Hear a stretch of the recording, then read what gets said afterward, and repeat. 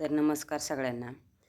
सगळ्यांनी सीताफळाची रबडी, वेगवेगळ्या प्रकारची रबडी खाल्ली असेल, पण आज आपण बनवणार आहे गाजराची रबडी. तर ती कशी बनवायची, तर व्हिडिओ शेवटपर्यंत पहा, म्हणजे तुम्हाला नक्की समजेल. खूप छान आणि हेल्दी असते. आता हिवाळ्याच्या दिवसात गाजर खूप स्वस्त आहेत.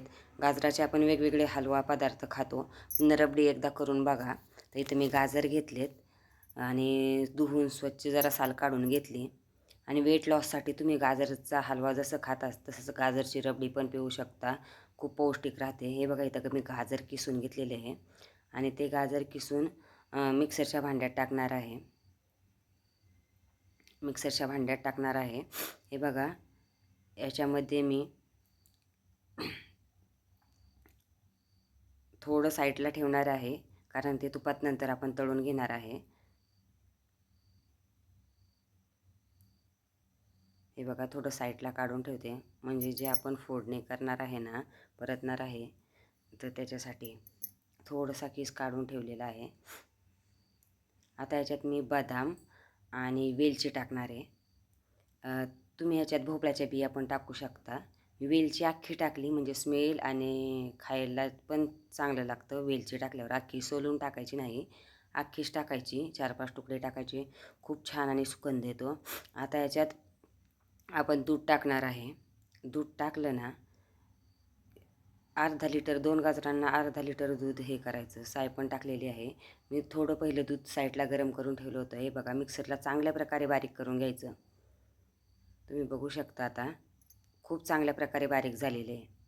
आता इथे मी पातेलं ठेवलं आहे, त्याच्यात तूप टाकलं 1-2 चमचे, आणि त्याच्यात आता ते राहिलेलं किसलेलं गाजर होतं ना, ते ह्याच्यात चांगलं फ्राय करून घ्यायचं. 1-5 मिनिट चांगलं, हे बघा, चांगल्या प्रकारे भाजून घ्यायचं. हे असं गार गार गार ढवळीत राहायचं, हलवीत राहायचं, म्हणजे चांगलं भाजतं. तुपात चांगलं भाजून घ्यायचं, म्हणजे नंतर पटकन शिजतं. किसले त्याच्यामुळं काय त्याला जास्त मेहनत लागत नाही गाजराला शिजायला. 1-5 मिनटं तरी चांगलं गार गार गार गार परतून घ्यायचं. बघा तुम्ही, कलर चेंज झालेला आहे त्याच्यातला. आता आपण जी मिक्स केलेली रबडी होती का दुधात, ती टाकायची. आता हे असं गार गार गार गार गार गार हलवून घ्यायचं, उकळी येस तोपर्यंत.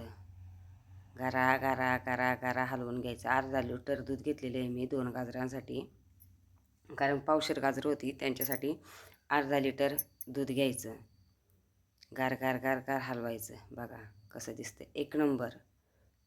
तर चांगलं हलवून घ्यायचं, गरा गरा गरा गरा गरा उकळी येस तोपर्यंत. आता उकळी आलेली आहे. आता मी डबल हलवून घेते. हे बघा, साईडने उकळी आलेली आहे. पाहू शकता कसा कट पण तुपाचा आलेला आहे, स्मेल येतोय. चांगल्या प्रकारे हलवून घेतले.